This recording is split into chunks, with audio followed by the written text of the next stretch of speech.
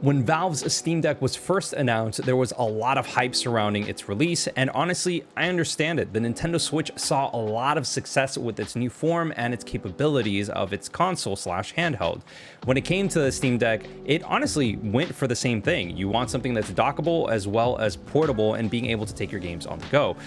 Now, with that being said and done, there was a lot of comparisons and conversation online. Some people even went ahead and called it the Switch killer, and I do have some thoughts about that I'll talk about later on in the video, but I do want to go ahead and talk about the Steam Deck. I finally got my hands on it. I finally wanted to go ahead and make a video, share my thoughts on it, and finally see how it compares towards the Nintendo Switch and its library and its offerings. Guys, if you like videos like this, like the video because likes are free after all, and it helps support the channel greatly, and subscribe. That way you can go ahead and stay up to date. Now, when it comes to the Steam Deck, the first thing that you notice when you actually take it out of the box and take it out of its awesome case is how big and heavy it is. And this has been said ad nauseum, and rightfully so. Honestly, it feels like it packs a punch. But when you think about the power that's behind the Steam Deck and all of the features that are packed into that little form factor, it makes sense. Not only that, but you're also able to go ahead and play PC games. A huge chunk of them that are technically not Steam Deck verified are still playable on the Steam Deck. You're still able to go ahead and play these games on the go. Now, because you have all that power under the hood, this thing gets hot and it is noisy. Now, this is also, once again, you're taking into account that you are playing on what could honestly be arguably a portable laptop in a handheld form in comparison to the Nintendo Switch, which is an underpowered SoC, as far as I know. Correct me if I'm wrong in the comments. And that goes ahead and just states the difference in power and TDP. Now, I know a lot of people are playing games on consoles and they kind of like having everything said and done, and they don't really look into the world of PC where there's a lot of technicalities and a lot of things that go into account when you're picking and choosing the games that are compatible with your setup or your rig. When it comes to things just running on the Steam Deck, there are pros and cons to it, but for the most part, whenever you see a game that is Steam Deck verified, you pretty much don't have anything to worry about unless you're looking for things that are outside of the traditional controller scheme. Speaking of which, Valve's controller scheme on the Steam Deck is very clickety-clackety, if that makes any sense. It kind of reminds me of the buttons that were on the Xbox Series X and S controller. There's just a click to it that feels good, it sounds awesome, and it feels like it can take a beating over a long period of time. I'm not necessarily worried that I will have to go ahead and change any of the buttons or repair any of the analog sticks, but one of the benefits of the Steam Deck is that it is right to repair friendly. So you are going to be able to get all of the pieces that are necessary to fix any of the components using a partnership that Valve has with iFixit. Overall, I don't see myself using that anytime in the near future, but it is nice to have that availability in case something were to happen to my Valve Steam Deck. There are other options aside from just the basic controller layout. There are touchpads that are there that you can go ahead and use. I found myself not really using that aside from the keyboard, but it is a nice to have feature. The analog sticks actually do have touchpads in the center of them, and using your right thumbstick and using that touchpad, you can actually activate gyroscope to aim and target in first-person shooters if you have that functionality available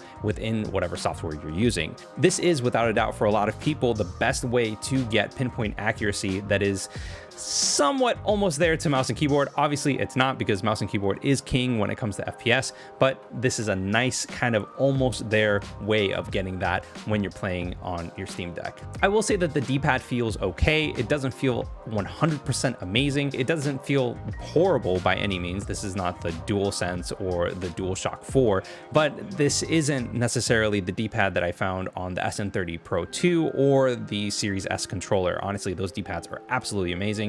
This is kind of like a nice in the middle, and I don't really see myself playing too many fighting games on the Steam Deck, but if it were to come to that, I'd feel comfortable going into that in handheld. Aside from that though, the controller layout and the way that the buttons are set up feel very natural. It's very ergonomic, and honestly, this is extremely comfortable compared to the Joy-Cons on the Nintendo Switch OLED. It feels phenomenal. It's night and day. Whenever I'm playing on the OLED handheld, after a little bit of time, your hands just kind of get sore because of the way that things are set up. With the Steam Deck, I could pretty much play towards battery depletion, and it feels okay. My hands are fine. They're not exhausted by any means. Speaking of battery life is all over the place on this thing. When the Steam Deck was first announced and reviews were kind of going out into the wild, there was a lot of talk about the battery, and I know that Valve has been working on kind of like optimizing things, but this goes into the fact that this is kind of like a mini laptop or a mini computer that you have in your hands. If you play pixel games that aren't too taxing on the AMD APU, you'll be fine. You don't really have too much to worry about, and you could probably get more than 3 hours of battery life. But if you're playing the latest and greatest AAA game with everything put on maximum, then yes, you're going to have issues, and your battery life will probably be gone in like an hour, hour and a half. This kind of leads me into the biggest problem with the Steam Deck. You are going to have people that go into the Steam Deck, buying the Steam Deck and hoping to get the latest and greatest graphical fidelity on a handheld. And yes, the screen is 60 hertz, it is 800p, but at the end of the day, this isn't going to be like a 4090 in a handheld form. So you need to find a medium ground in terms of fidelity as well as frames per second. Since it's 60 hertz, you're not going to be getting anything more than 60 FPS. Any extra FPS that's processed out of that is essentially wasted. But when it comes to playing in handheld, guys, you'll be fine. Honestly, whenever I booted up Tales of Arise or pretty much any other like recent AAA title, it doesn't necessarily need to have the latest and greatest graphics in order to make the experience worthwhile when I'm playing in handheld. Now, when you're using the dock and you are plugged into a monitor, that's a different story. You can go ahead and kind of like finagle a little bit and kind of mess with things here and there. Speaking of the dock, the overall experience is quite interesting. I thought that it was kind of interesting because there was no like actual latch or kind of station, so to speak, in comparison to the Nintendo Switch.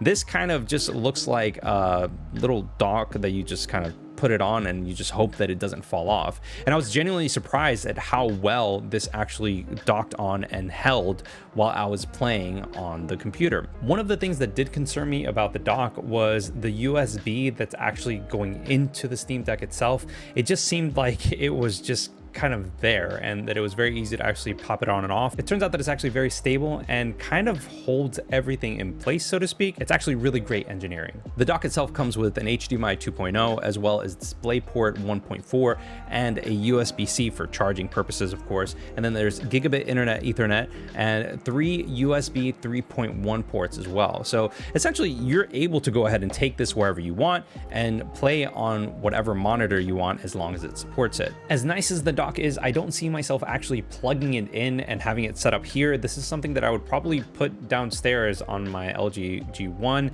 or pretty much anywhere else on any other TV except for here, because my computer is literally right next to me with a 3080 and it could handle most games that I want to play anyways.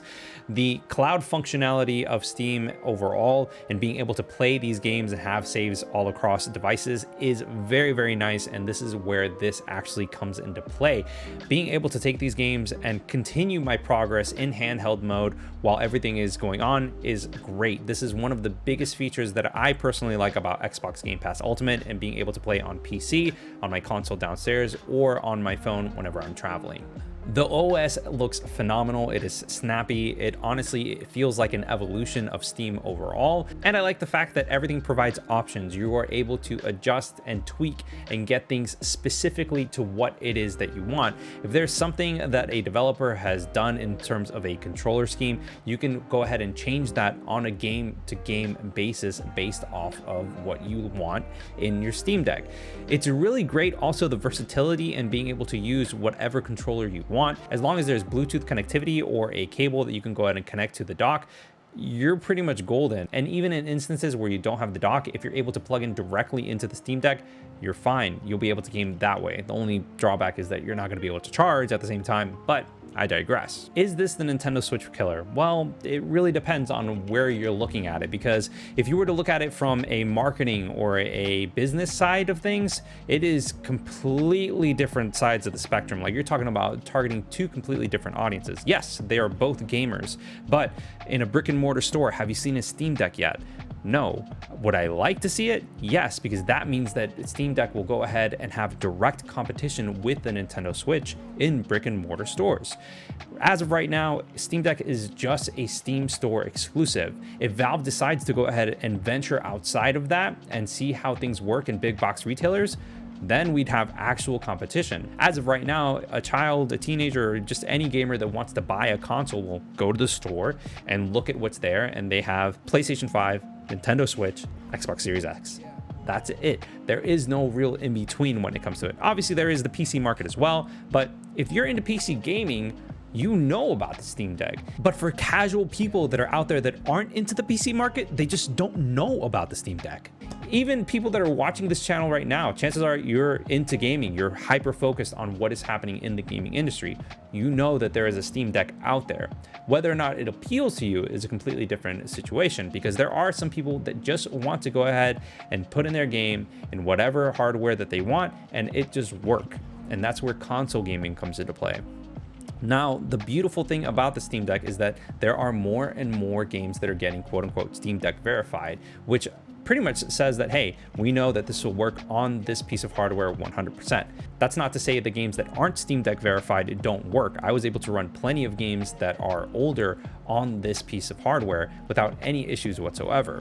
The thing is that you may run into problems, you may run into glitches that honestly have no real workaround unless you were to go deep into a subreddit rabbit hole or into some other forum rabbit hole. If you are looking into buying a Steam Deck, be prepared that you might need to go ahead and fix situations like you would if you were gaming on PC. The only difference is that this is Linux and not Windows. The biggest benefit to gaming on PC are the sales. Honestly, you can find sales on all sorts of platforms. You have Fanatical, you have Green Man Gaming. Honestly, you could probably find great deals straight from Steam themselves. Chances are you can get games that are still being pre-ordered for less than you would get them at full retail price. I normally see games that are supposed to be 60 MSRP running for $47, $48 on the regular before they're even released. All in all, I do see myself playing more PC games on the Steam Deck because of comfort. I would love to get Xbox Game Pass installed onto my Steam Deck. That way I can go ahead and also enjoy the benefits of Xbox Game Pass Ultimate on this piece of hardware as well. I'm still looking into emulation and things like that. Guys, if you're interested in any of that stuff, let me know in the comments below. That way I can document my journey and kind of share that with you guys as I figure things out and kind of put things together, and then share my thoughts as well as how things go. Guys, let me know what you think in the comments below. I'd love to hear your thoughts on everything, and I will see you all on the next one. Till next time, guys. Peace.